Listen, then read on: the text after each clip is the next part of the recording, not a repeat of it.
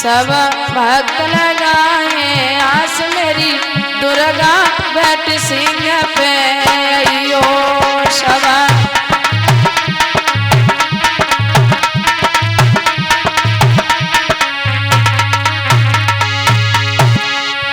बताया। अरे ब्रह्मा विष्णु महेश ददा से ब्रह्मा, अरे ब्रह्मा विष्णु महेश ददा से ब्रह्मा,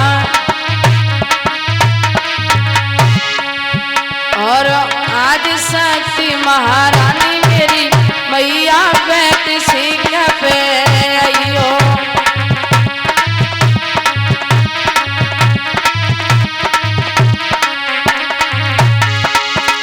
अरे आदि शक्ति महारानी मेरी दुर्गा बैठ सिंह पे अयो।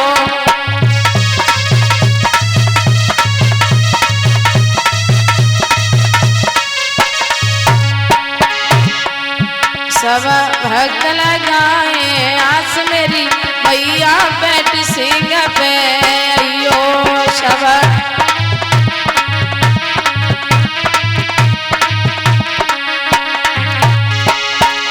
अरे ब्रह्माड़ी रो प्राणी अयो,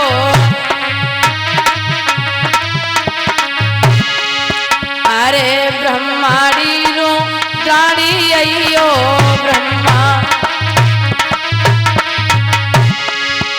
और जग जननी जगतारी मेरी मैया बैठ सिंह पे अयो।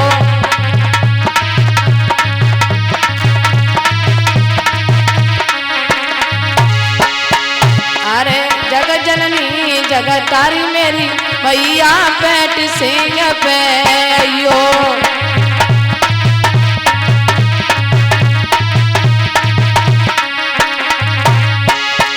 सब भक्त लगाए आस मेरी दुर्गा बैठ सिंह पे अयो सब।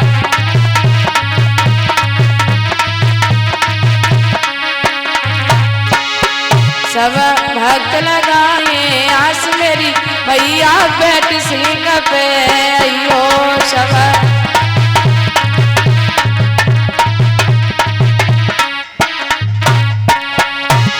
बोली वृंदावन बिहारी लाल की, बोली भागवत महापुराण की, व्यास भगवान की, परीक्षित महाराज की, दुर्गा मैया की, राधा कृष्ण की, जहर वीर बाबा की, बोली सतगुरुदेव भगवान की।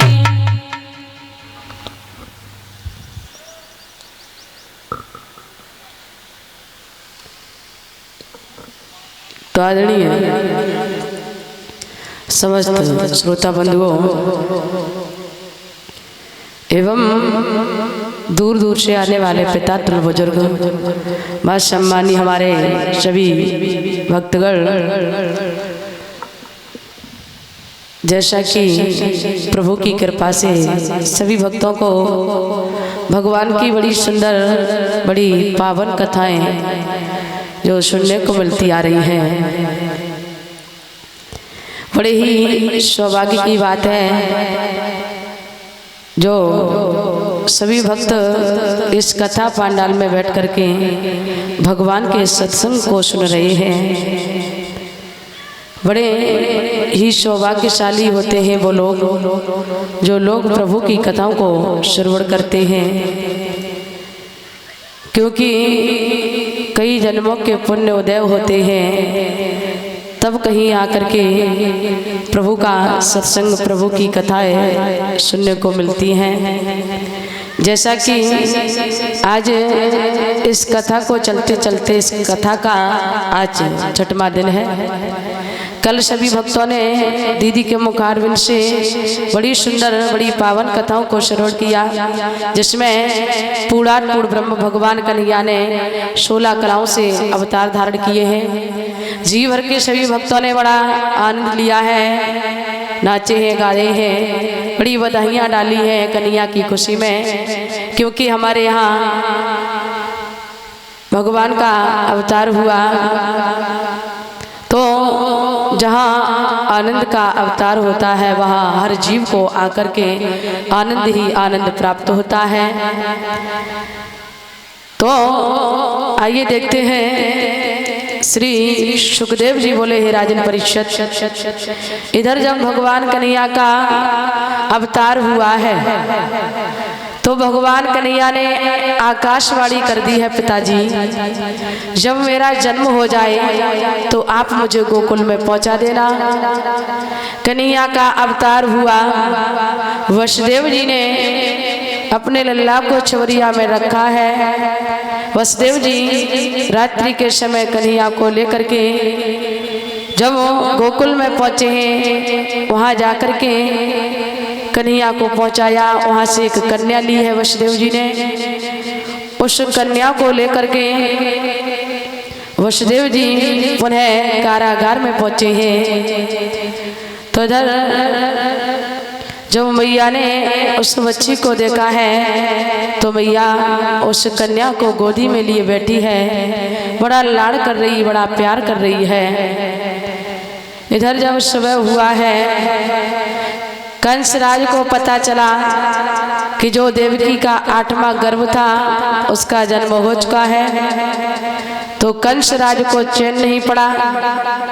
कंसराज स्वयं कारागार में पहुंचा है और जाते ही जाते कहने लगा, बहन तुम्हारा 8वां पुत्र हमारा काल है और उस बालक का जो जन्म हो चुका है, ऐसा करो उस बालक को हमें दे दो। मैया देवकी ने जब सुना है तो माँ देवकी की आंखों में आंसू आ गए। कहने लगी, भैया ये तो भला एक पुत्र नहीं एक कन्या हुई है, और भैया ये कन्या आपका क्या बिगाड़ सकती है, इस कन्या को छोड़ दो। कंसराज कहने लगे, बहन भला मैं इस कन्या को कैसे छोड़ सकता हूँ, मान लिया कि ये कन्या है हमारा कुछ नहीं बिगाड़ सकती है, लेकिन बहन एक बात याद रखो, अभी तो ये कन्या छोटी है, जब धीरे धीरे बड़ी होगी विवाह योग्य होगी तो इसका विवाह भी होगा। हो सकता है कि इसकी होने वाली संतान हमारा काल बने, इसलिए हम इस कन्या को जीवित नहीं छोड़ सकते हैं। कंसराज ने उस कन्या को हाथों से छीन लिया तो मैया देवकी बड़ा विलाप करती है, रोती है, चिल्लाती है, बिलखती है, भैया इस कन्या को छोड़ दो, ये नादान है, ये आपका कुछ नहीं बिगाड़ सकती है, इसमें इसका क्या दोष है। लेकिन कंसराज नहीं माना। कंसराज ने उसी समय उस कन्या को देवकी के हाथों से छीना है, मारने के लिए चला है, और जैसे ही मारने के लिए चला तो वो कन्या हाथों से छूट गई, आकाश में जाकर के चपला बन गई। आकाशवाणी करने लगी, है कंसराज जिस अहंकार में जिस मद में आकर के तू मुझे मारने जा रहा है, लेकिन एक बात को याद रखना। क्या बोली है,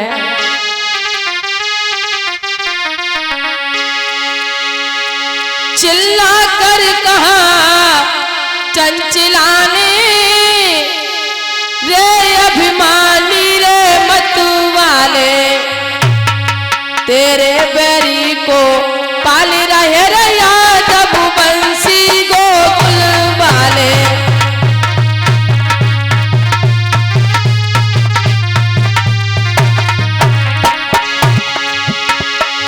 बोली,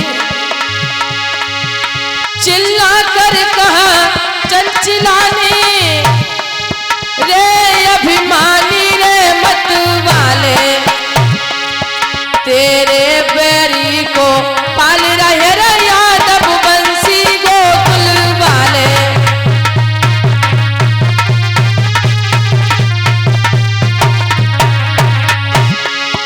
तेरे बैरी को पाल रहे रे यादव बंसी गोकुल वाले।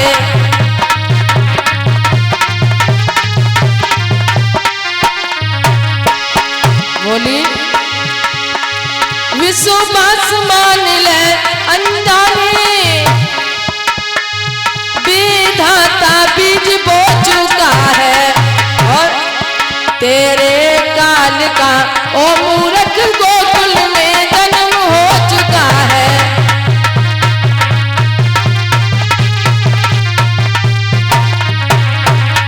तेरे काल का ओ मूर्ख गोकुल में जन्म हो चुका है।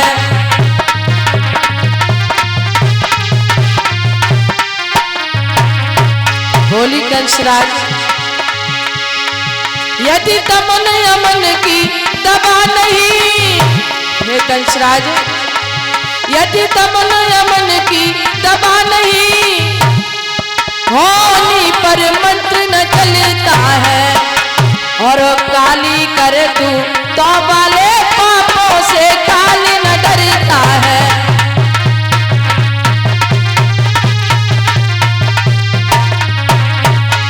और काली कर तू तो वाले पापों से काल न डरता है।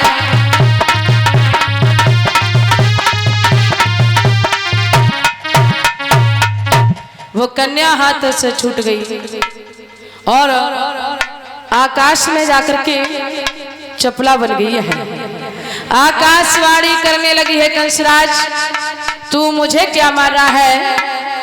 तू जिस अहंकार में आकर के आज हमारा जो वध करने आया है, तू चिंता मत कर। जो तेरे अंदर अहंकार भरा है वो अहंकार तेरा चूर चूर हो जाएगा। और तू मुझे क्या मार रहा है? तेरा मारने वाला तो गोकुल में पैदा हो चुका है। कंसराज ने उस कन्या की वाणी को सुना है। कंसराज खोपड़ी से हाथ लगा करके बैठ गए, सोचने लगे, हे प्रभु मैंने अपने काल को मारने की लाख कोशिश कर ली, लाख उपाय कर लिए, दोहरे दोहरे ताले पड़वा दिए, दोहरे दोहरे पहरेदार लगवा दिए, और फिर भी हमारा काल हमारे हाथों से निकल गया। बड़ी चिंता है कंसराज को। जब आकाशवाणी हुई है तो कंसराज खोपड़ी से हाथ लगा करके बैठ गए। ऐसा ही नहीं बताया,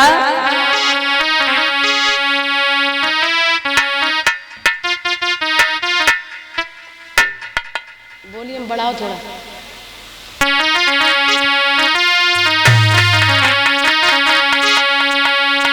कि सुन के बा कन्या की वाणी, चेहरा कंस को सूख गया। सुन के बा कन्या की वाणी, चेहरा कंस को सूख गया।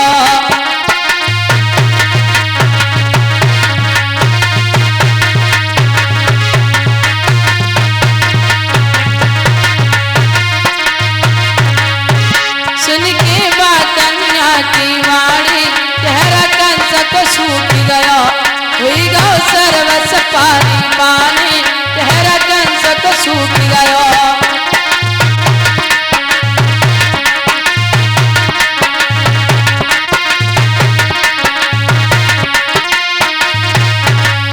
क्या हुआ? अरे मन में होए मन ही न कंस, तब पहना के ढिंग आयो।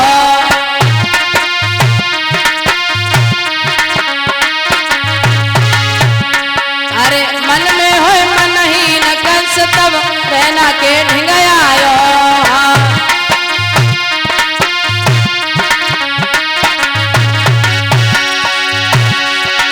और क्षमा करो मेरी बहना मोको, ऐसे वचन सुनाए। सुन के बा कन्या की वाणी, चेहरा कंस तो सूख गयो।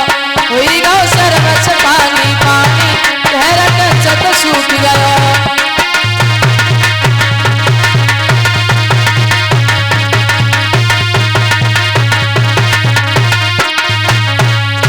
सुन के बा कन्या की वाणी, चेहरा कंस तो सूख गयो।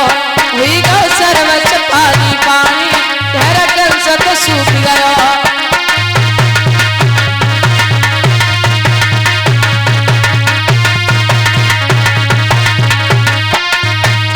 क्या बोली कन्या?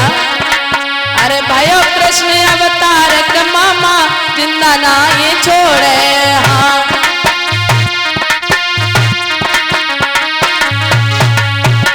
अरे भाइयों कृष्ण अवतार के मामा, जिंदा ना ये छोड़े।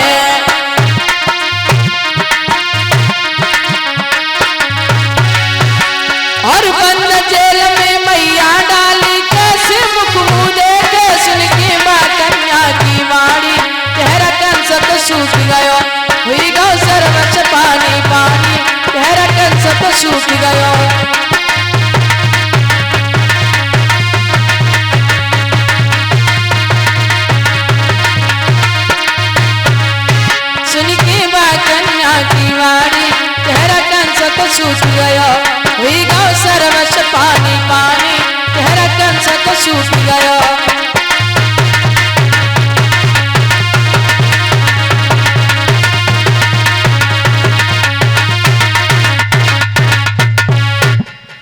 आज वो कन्या ने, उस कन्या ने आकाशवाणी की है, कंसराज तू मुझे क्या मार रहा है? तेरा मारने वाला तो गोकुल में पैदा हो चुका है। कंसराज ने उस कन्या की बात को सुना है तो कंसराज बड़ी चिंता करने लगे, सोचने लगे, हे भगवान, मैंने अपने काल को मारने की लाख कोशिश कर ली, लाख उपाय कर लिए और फिर भी हमारा काल हमारे हाथों से निकल गया है। लेकिन ध्यान रखना, कंसराज को चैन नहीं पड़ रहा है। कंसराज ने झट से दरबार में पहुंचा और राक्षसों को समझाया है, भैया जाओ, क्योंकि तुम तो जानते हो कि जो देवकी का 8वां बालक है वो हमारा काल है और जहां कहीं भी हमारा काल मिल जाए उसे जिंदा नहीं छोड़ना है। सुबह होता है, कंसराज किसी न किसी राक्षस को भेजता है। कन्हैया जिस किसी राक्षस को देखते हैं समझ जाते हैं कि ये मामा कंस का भेजा हुआ है, तो भगवान कन्हैया हर राक्षस का वध करते जा रहे हैं, उद्धार करते जा रहे हैं। मामा कंस जिस किसी राक्षस को भेजता, कोई वापस नहीं आता है, कोई भी लौट के नहीं आता, कोई आकर के ये नहीं बताता है कि आखिर में काल गोरा है या पीला है या मोटा है या पतला है। कंसराज को बहुत चिंता हो रही है। जिस किसी को भी भेजते हैं कोई वापस लौट के नहीं आता है। कन्हैया सभी का उद्धार करते जा रहे हैं। कंसराज ने मन में विचार किया कि भला ऐसे हमारे काल को हम नहीं मार सकते हैं। तो उसी बीच में कंसराज ने अपनी बहन पूतना को बुलाया और पूतना को समझाया है। पूतना कहने लगी, कहिए भैया क्या बात है? कंसराज कहने लगा, बहन आप तो जानती हैं कि जो देवकी का 8वां पुत्र है, 8वां बालक है, वो हमारा काल है। जाओ गोकुल में जाकर के ये पता लगाओ कि आखिर में हमारा काल है तो है कहाँ। और सुनो, जहां कहीं भी हमारा काल मिल जाए उसे जिंदा नहीं छोड़ना है। तो आज उस राक्षसी पूतना ने राक्षसी वेश को त्यागा, सुंदर मोहिनी रूप धारण किया, 16 श्रृंगार किए हैं और गोकुल के लिए प्रस्थान करती है। स्तनों से जहर लगाया और कन्हैया को मारने के लिए चली है। तो ऐसा ही नहीं बताया, कितना सुंदर स्वरूप बनाया उस राक्षसी ने और सुंदर गोपी रूप धारण किया। गोकुल के लिए प्रस्थान करती है वो राक्षसी पूतना।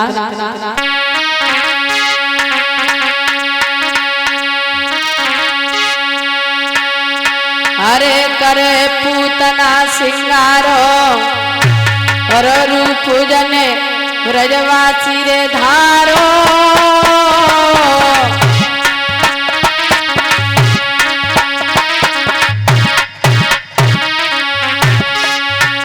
और करी तने सिंगार सीधा जने गोकुल को धारो। भैया करी तने सिंगार सीधा जने गोकुल को धारो।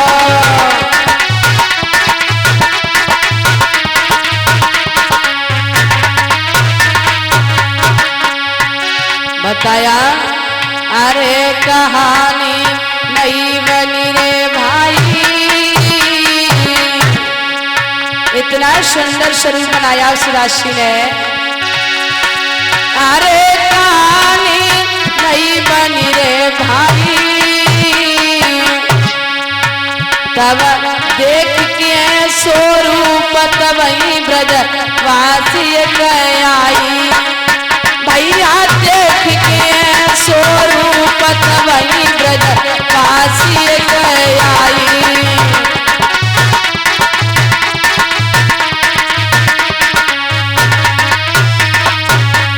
इतना सुंदर स्वरूप बनाया। अरे चंद्रमा हुई गौकारो है, इतना सुंदर स्वरूप बनाया उस पुत्रा ने, जिसके सामने चंद्रमा की छवि भी फीकी पड़ गई। अरे चंद्रमा हुई गौकारो है, और पूतना ऐसे चमके जैसे नभ को तारो है। भैया पूतना ऐसे चमके जैसे नभ को तारो है।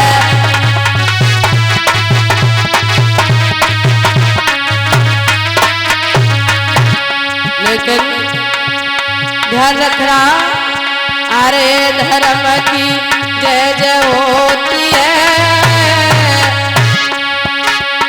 अरे धर्म की जय जय होती है।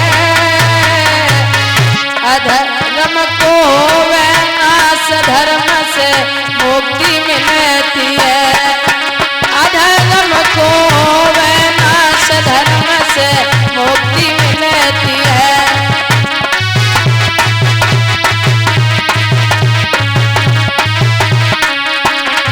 हे कन्हैया, अरे मान तेरो राखत पंगा,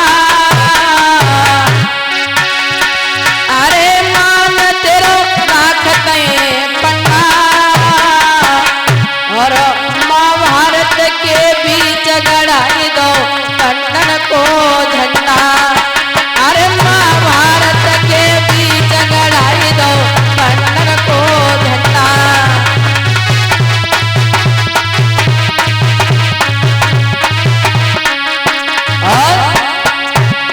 अरे बैरत संकीनो दस कंदर श्याम, अरे बैरत संकीनो दस कंदर, तब दसौ शीसल काट घुसाई गए लंका में बंदर, अरे दसौ शीसल काट घुसाई गए लंका में बंदर।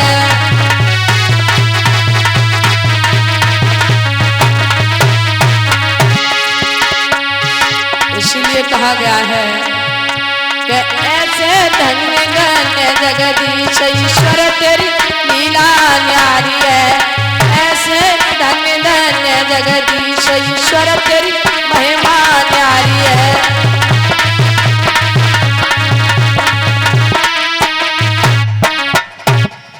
आज उस राशि पूतना ने राक्षसी वेश को त्यागा, सुंदर मोहिनी रूप धारण किया, 16 श्रृंगार किए, स्तनों से जहर लगाया और गोकुल नगरी के लिए जब प्रस्थान किया है तो श्री सुखदेव जी बोले, हे राजन परिषद, आज कंस राज के काल के चक्कर में वो राशि पूतना जो स्तनों से जहर लगा के गई थी, जिस किसी के घर में महल में प्रवेश करती है, जिस किसी बच्चे को उठा करके दूध पान कराती है, किसी भी बच्चे को बालक को जिंदा नहीं छोड़ती है।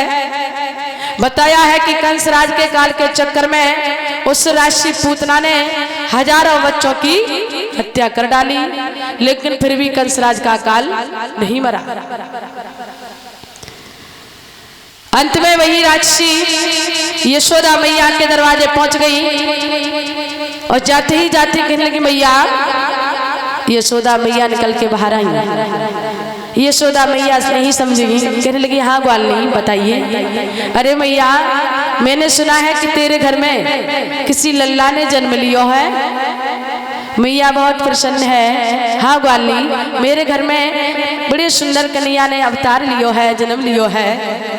अरे मैया, तूने सभी सखियों को दर्शन करा दिए, लेकिन मुझे तूने अपने कन्हैया के दर्शन नहीं कराए। मैया, मेरी बहुत इच्छा है, बड़ी हार्दिक इच्छा है कि तू मुझे अपने कन्हैया के दर्शन करा दे। यशोदा मैया नहीं समझी। यशोदा मैया तो जानती थी कि ये कोई ग्वालिनी होगी। यशोदा मैया कहने लगी, अरे ग्वालिनी, कैसी बातें कर रही हो, वो तेरा ही तो कन्हैया है। ऐसा कर, तेरी जितनी इच्छा हो तू जाकर के हमारे कन्हैया को खिला ले। यशोदा मैया ने इतना शब्द कहा। यशोदा मैया जाकर के अपने काम काज में लग गई। उस राक्षसी ने मन में विचार किया, मन ही मन में प्रसन्न हुई, वाह जी वाह, ये मौका तो बहुत अच्छा है। यशोदा मैया अपने काम काज में लगी हैं और इसी बीच में मैं अपने भाई के काल को खत्म कर दूंगी। वही राक्षसी कन्हैया जिस पालने में लेटे थे, राक्षसी पास में खड़ी हो गई और कन्हैया को हाथों में लिया। पहले तो देख करके मन ही मन में मुस्कुरा गई कि ये जरा सा बालक वो हमारे भाई का क्या बिगाड़ सकता है। फिर उस राक्षसी ने कन्हैया को लिया, इतनी दूर लेकर के पहुंची है जहां कोई जीव जंतु पशु पक्षी भी नजर नहीं आ रहा है। और उस राक्षसी ने सुंदर से वेश को त्यागा और विकराल रूप धारण किया है और कन्हैया को हथेलियों पर रखा।